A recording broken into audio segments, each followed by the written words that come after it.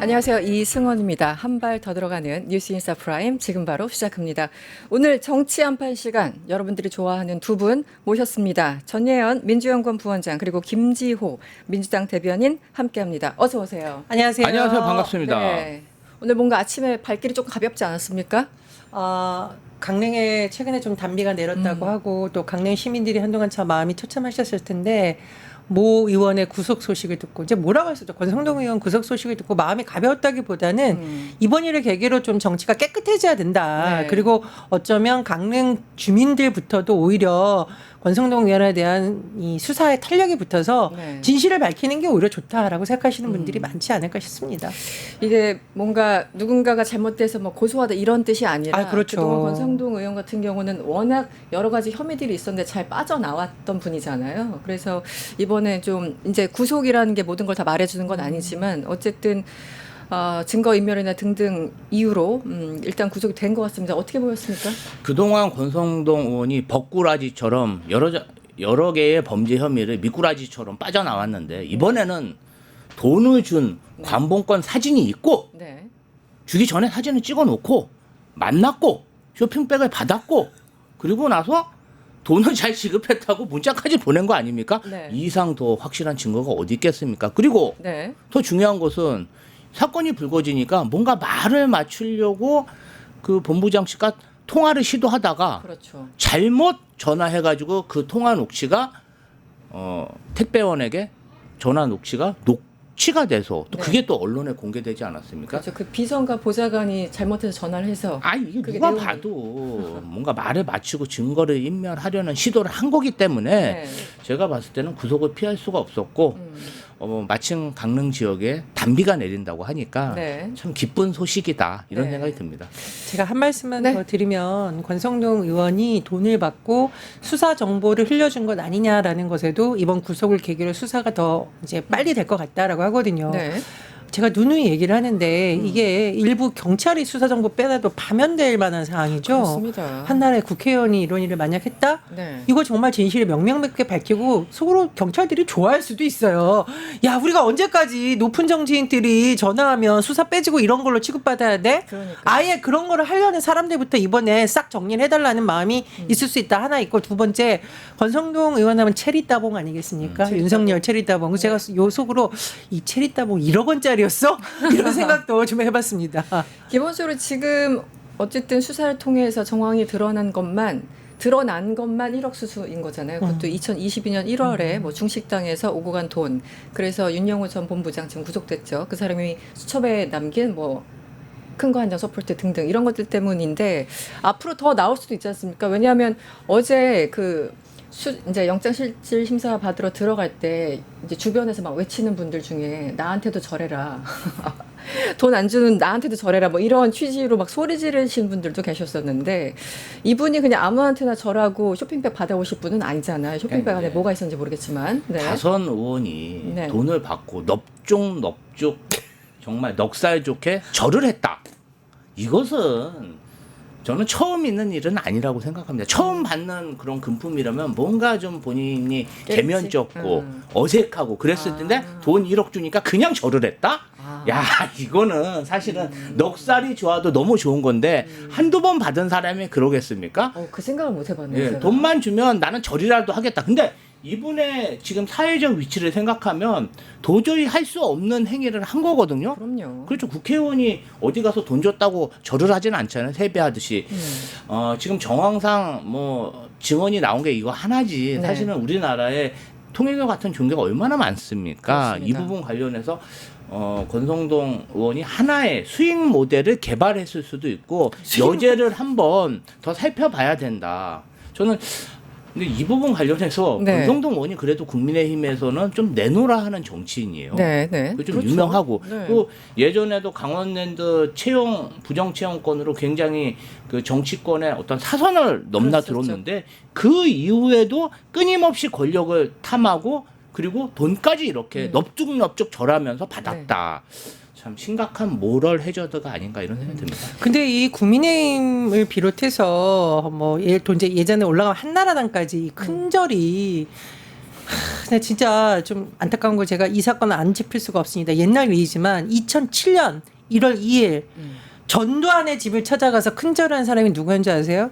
한때 소장파, 그때만 해도 소장파로 부르던 원희룡 의원이었습니다. 네. 이 사람들 도대체 누구한테 지금 큰절하고 있는 겁니까? 돈 주는 사람한테 맞아요. 큰절하고 전두환한테 큰절하고 이게 지금 뭐 하는 겁니까? 국민들한테 속고대죄해야 되겠죠. 그리고 무슨 말만 있으면 눈물 흘리면서 큰절하고 당 쪼개. 그래서 다시 합해가지고 또 그래. 이거 이제 좀 그만해야 됩니다. 네. 큰절을 남용하지 말라. 아니 그런데 제가 이제 시작일 뿐이라고 하는 게 지금 말씀 주셨지만 이게 넙죽넙죽 절을 하는 거 보니까 이게 처음은 아니겠구나. 저는 그 생각까지 못했는데 그 부분이 굉장히 좀 재밌는 포인트인 것 같고요. 그거 외에도 지금 그 권선도 의원 같은 경우는 얼마 전에 저희도 다뤘습니다만 이제 조경식 KH 뭐 부회장과 이렇게 녹취록 뭐 수십억 원이 지금 언급되는 녹취록부터 이제 여러 가지 갈래들이 있잖아요. 어떻게 다 하나하나 밝혀질까요? 어떻습니까? 요즘 이제 특검 기세로 보면 다 밝히겠다라는 기세이긴 한데 거기까지 갈 수 있을까요? 이 부분은 좀 더 네. 살펴봐야 되는 게 실제로 KH 그룹으로부터 뭔가 금품을 받았는지 이 부분이 확인해야 되는데 그 조경식 부회장이 의미심장한 이야기를 했어요. 어떤 거죠? 골프장 관련해 가지고 굉장히 막대한 수익을 올릴 수 있는 건에 대해서 뭔가 권성동 의원 말고 네. 이철규 의원까지 거론되는 네네. 헐값에 이것을 대여를 했다.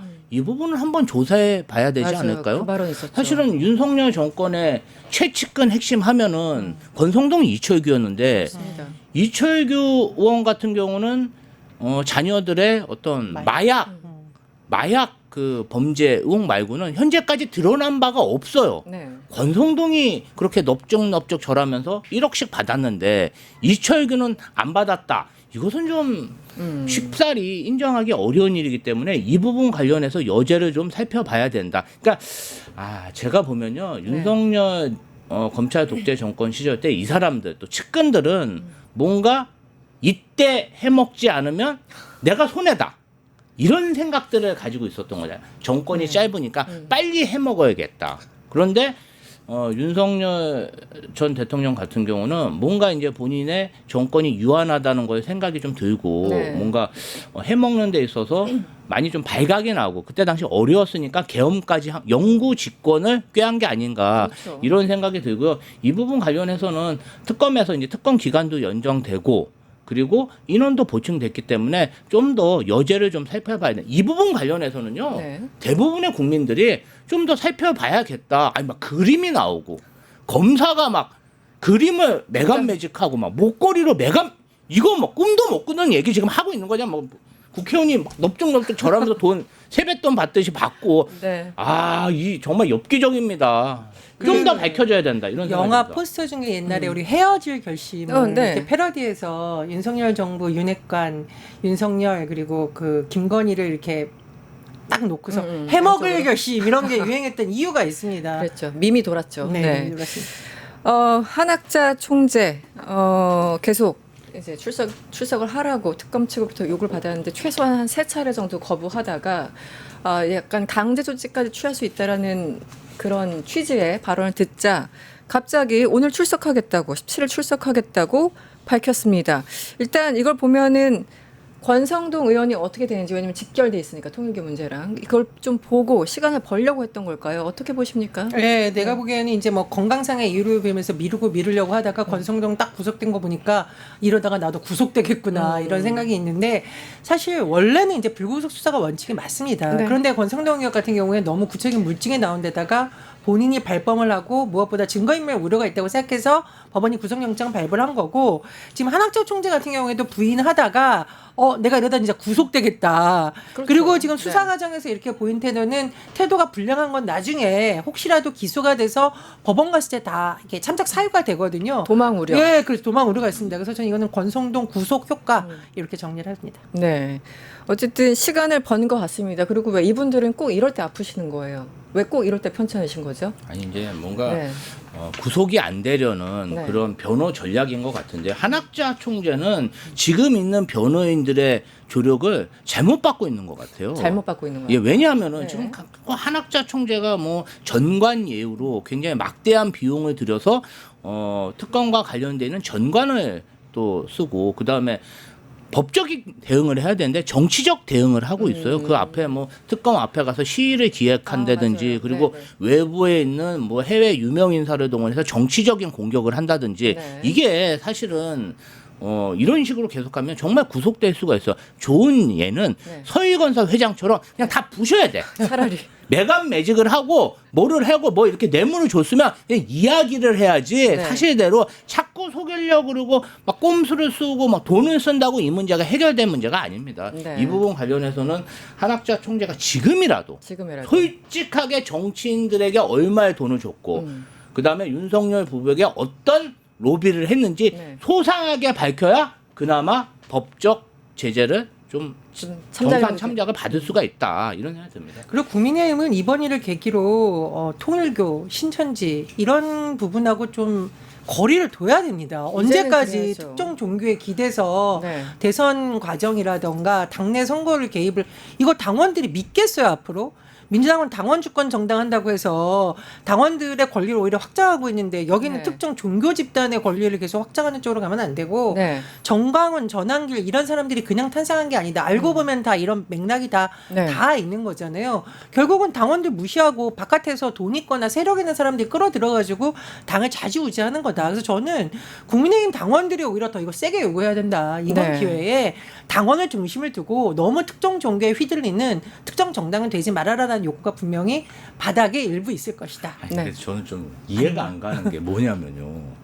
무슨 윤석열 부부 뭐 하고 지금 보면은 국민의힘에서 뭐 통일교랑 네. 또 이렇게 했죠. 뭐 신천지한테 뭐 네. 당원을 받았다. 뭐 통일교한테 당원을 받았다. 또 뭐 건진 법사는 아미테라스교 해고 일본 네. 뭐 태양신 이런 얘기 하는데 네. 아 진짜 웃긴 게 뭐냐면요. 어제 또 윤석열 변호인은 또 무슨 뭐 성경을 이렇게 잔뜩 이렇게 해가지고 성경을 읽고 있다. 하나님 말씀을 공부하고 있다. 너무 유치해요, 정말. 거기다가 장동혁 대표는 또 지금 보수 기독교들하고 뭐 이렇게 막 이렇게 인사 다니고 있는데 도대체 일관성이 없어요. 목걸이하고 돈은 통일교하고 뭐 이런 데하고 이렇게 짭짭짭 돼서 받고 네. 아니 이걸 사람들이 다 보고 있는데 네. 전혀 진짜 이율 배반적인 행동을 하고 있는 거죠. 그렇죠. 윤석열 전 대통령은 그러면 구치소에서 팬티 입고 성경을 읽는 건지 그런 거를 좀 같이 좀 공지를 했으면 좋겠어요. 안 보는 삽니다. 요즘 그런 상황이 돼버렸어요. 김건희는 구약성서를 모두 외운다고 하니까. 그러니까요. 도대체 종교가 몇 이상하지 개나 않나요? 거예요? 아니 근데 왜 또 기독교를 자꾸 앞세워? 기독교의 격이 떨어지잖아요. 그러니까요. 아니 자꾸 아니, 뒤에서 이렇게 통일교 신청기랑 이렇게 싸바싸바 하다가 네. 왜 그러냐 이거지. 제 주변에 기독교 정말 신실한 그 신자들 꽤 계신데 이분들 정말 창피해서 못 살겠다고 저 사람들은 그 종교가 아닐 거라고. 아유 분노하고 계시죠. 그러니까요. 어떻게 먹칠랍니까 이렇게 종교에. 알겠습니다. 이제 조이대 얘기를 좀 해보겠습니다. 이 내란 전담 재판부 설치를 두고 정치권에서 공방이 벌어지고 있습니다. 정치권 공방에 대해서 일단 조이대 대법원장 그 사퇴 요구까지 더해지면서 여야 간에는 물론이고요. 사법부 내부에서도 파장이 좀 커지고 있는 것 같습니다. 먼저 저희들 준비한 영상 보고 오겠습니다. 조이대 대법원장은 반 이재명 정치 투쟁의 선봉장이 되었습니다. 대선에서 조이대 대법원장이 이재명 후보의 최대 정적으로 부상했음을 뚜렷하게 보여주고 있지 않습니까? 사법부는 대법원장의 사조직이 아닙니다. 대법원장의 정치적 신념에 사법부 전체가 볼모로 동원되어서는 안 됩니다. 사법부의 정치적 중립성에 대한 해명할 수 없는 의심에 대하여 대법원장은 책임져야 합니다. 사과하고 사퇴해야 합니다. 집권 여당 대표와 법사위원장이 대법원장의 거취를 공개적으로 압박을 하고 탄핵 운운까지 하는 모습은 민주주의 헌정 아래에서는 상상조차 하기 어려운 일입니다. 대통령실 대변인마저 원칙적으로 공감한다라며 더불어민주당의 사법 장악 시도에 동조했습니다.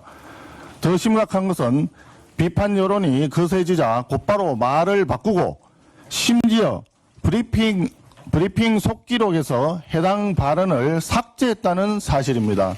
이것은 명백한 위법이고 국민 기만입니다. 일단 11일 날 이재명 대통령 기자회견이 있었고 그 바로 다음 날 갑자기 조의대 코트에서 42명의 그 고위직 법관들 모아놓고 갑자기 임시회의를 열었습니다. 그 이후에 이제 정치권에서 공방들이 쭉 이어지고 있는데 일단 현 상황을 어떻게 보고 계십니까? 아유, 저는 이번에 뭐 민주당이 네. 정말 사법이라는 기득권층과 맞서 싸우는 것 네, 힘들긴 하죠. 그렇죠. 힘들지만 저는 아주 잘했다고 생각합니다. 뭐 여러 가지 사항들이 나오고 있는데 국민 눈에 가장 눈에 띄는 것은 네. 저는 이런 거라고 생각해요. 아니 대법관들이 강남에 75평 사무실을 썼어? 이게 아파트로 치면요 네. 한 100억 정도예요. 그렇죠. 네, 강남이면 75평의 사무실을 꼭 써야 됩니까? 그 대법관 뭐 10명 증언하는데 네. 1조 4천억이 든다는 거예요. 네, 왜 강남 집값이 올라가고 우리 수도 서울을 정말 옮길 수가 없나? 그 이유가 그 기득권의 그 근본이 검찰과 대법원이라는 게 지금 밝혀졌다고 생각해요. 네. 저는 그 법관들의 부동산 현황, 검사들의 부동산 현황 보면요. 강남 서초동에 정말 쫙 아파트 사는 거 아닙니까? 지금 강남 서초동 아파트 가격이 얼마입니까? 네, 요새 막 100억을 호가하고 있어요. 그렇죠. 네. 이 사람들 다 저는 사실은 세종에 가면 법률 행정을 못 합니까? 전혀 그런 얘기 안 하고 있죠. 네. 이번 참에 정말 다음번 서울시장 나오실 분이 지금 서초동 대법원장 자리 네. 그리고 대검찰장 자리에 네. 신혼부부 임대 아파트 공급하겠다. 저는 선언하고 공약해야 된다고 봅니다. 그리고 다 세종으로 가야 돼요. 그럼 네. 대법원 어디로 갑니까? 네? 대구로 가면 됩니다. 그 김용회 의원이 법안 예전에 발의해놓은 게 있더라고요. 아, 그렇습니까? 네, 발의했어요? 대구로 가라. 그러면 왜 대구. 서울에 서초에 제일 비싼 데다가 돈 많이 드니까 못 간다는 식으로 핑계를 대냐. 네. 대구로 가면 된다. 거기 가면 판결 못 한다는 거 아니다라는 논리가 있으니까 네. 그게 이제 갑자기 나온 게 아니라 제가 찾아보니까 몇 년 전부터 나온 거예요. 그러니까 이번 건하고 연결시켜서 대법원을 쫓아낸다 이런 건 말이 안 되는 거죠. 네, 네. 대구로 가도 되고 뭐 네. 강원도로 가도 됩니다. 어디든. 근데 이제 장소가 중요한 게 아니라 말씀하셨듯이 이런 특권을 주장하는 모습부터 보이니까 국민들이 화가 난 거예요. 왜 대법원과 법원에 대해서 사실 대법원이라기보다는 이제 직연 재판부를 비롯해서 내란 과정에서 보내준 법원과 사법부의 모습에 국민들이 너무 실망한 거예요. 그렇죠. 그렇기 때문에 이런 요구가 분출한 데에 대해서 답을 해야 되는데 뜬금없이 자기네가 탄압받는다는 식으로 하고 돈 얘기부터 하니까 국민들이 그러니까요. 이게 뭔 황당무계한 얘기야 이렇게 화가 나 있는 거고요. 또 하나 말씀드리는 건 제가 한번 찾아봤더니 법원이 전담 재판부 비슷하게 지정한 적이 있단 말이에요. 전두환 노태우 내란 사건 재판이 진행될지 네. 법원이 스스로 전담 재판부를 지정을 했습니다. 그래서 특별 재판부처럼 운영해서 1년 정도 이 재판이 굉장히 신속하게 진행이 됐다라는 겁니다. 네. 그런데 지금 재판부는 어떻게 보면 전두환 노태우 내란 사건보다 더 무겁다고 할 수 있는 윤석열 내란 수계에 대한 재판이 너무 지연되고 있는 데다가 윤석열은 보란 듯이 각종 재판에 불출석하고 있다 보니 국민들이 안 되겠다. 사법부에 대한 신뢰를 회복하는 방안을 사법부 스스로 못 내놓으니까 네. 입법부라도 내달라라는 게 투영된 거지. 이런 맥락을 봐야 되는 거지. 일방적으로 본인들이 무슨 단합받는다는 식으로 주장하는 것은 맞지 않다라고 생각을 합니다. 아니 당장 그 어제요 이 법원 공무원 노조가 성명을 발표했습니다. 한마디로 조의대 사퇴하라 뭐 이런 건데 대법원장이 결자 해지하길 바란다. 이렇게 사퇴하라는 얘기를 이렇게 굉장히 우아하게 한 거죠. 결자 해지하길 바란다. 성명서에서. 그리고 지금 법원은 개혁의 주체가 아니라 대상으로 전락했다. 그러니까 조의대 재판부에서 자초했다라는 거죠. 그리고 정점은 이거였어요. 조의대 대법원장은 검찰총장 시절 윤석열과 닮아가고 있다. 이렇게 발표를 했는데 일단 법원 노조 내부에서부터 이런 목소리가 나온다는 건 조의대는 더 이상 설 자리가 없다라는 뜻 아니겠습니까? 저는 법관들이 네. 전국 지법원장 회의를 했을 때 선을 넘었다고 생각합니다. 이미. 왜 그러냐면요. 12.3 계엄의 밤날 그 요새 장동혁한테 눌려가지고 찍소리도 못하는 네. 그 한동훈 전 대표조차도 네. 그날 밤에 가장 먼저 불법 계엄이다. 그리고 내가 이 계엄을 막겠다. 이 선언을 했어요. 비리비리한 한동훈도. 네. 근데 조의대 대법원장은 이 계엄의 결과가 결국 사법권의 완전한 박탈이에요. 아무 얘기도 안 했어. 아무 얘기도 안 하고 그 다음날 출근할 때 계엄이 절차적으로 문제가 있는지 한번 따져봐야겠다. 한가한 소리 하고 있었죠. 정말. 아니 네. 정말 일반 국민들 그냥 국민들도 국회를 지키고 대한민국 민주주의를 지키기 위해서 그날 밤에 슬리퍼 신고 버스 타고 차 그냥 서강대교에 세워놓고 네네. 국회에 쳐들어가서 계엄군과 싸웠는데 강남의 서초동에 75평 구중궁궐 사무실 쓰시는 네. 우리 조희대 대법원장은 아무 얘기도 안 하다가 그날 아침에 계엄이 불법인지 아닌지 절차적으로 문제가 있는지 없는지 한번 따져봐야겠다. 황당한 소리 했습니다. 네. 아니 그런 사람이 갑자기 무슨 용기가 나서 이재명 정부 들어서는 막 전국 지법원장 뭐 회의를 하고 그리고 이재명 대통령 후보가 될 그 시점에 네. 정말 후보직을 박탈하는 그런 판결을 번갯불에 콩가루 먹듯이 그냥 내린 거 아닙니까? 간이 커졌다 작았다 이러니까 사람이 일관성이 우리 저기 뭐야 윤석열 전 대통령은 내란 속에는 근데 일관성이 있었어. 계속 거짓말하고 우기고 계속 속옷 입고 네. 일관성이 있는데 조희대 대법원은 그냥 간이 커졌다 작았다. 일관성 자체가 없어요. 그런 기계로 무슨 법원장을 합니까? 전 사퇴해야 된다고 생각합니다. 일관성은 있죠. 왜냐면 그 비겁한 일관성은 있어 보입니다. 비겁합니다. 네. 자, 서북지법 폭동 사태 이후에 난리가 났지 않습니까? 사실은 윤석열에 대한 구속영장 발부한 판사 정말 생명의 위협을 느낄 수도 있는 상황이었습니다. 이게 네. 과연 21세기 대한민국에서 일어날 수 있는가?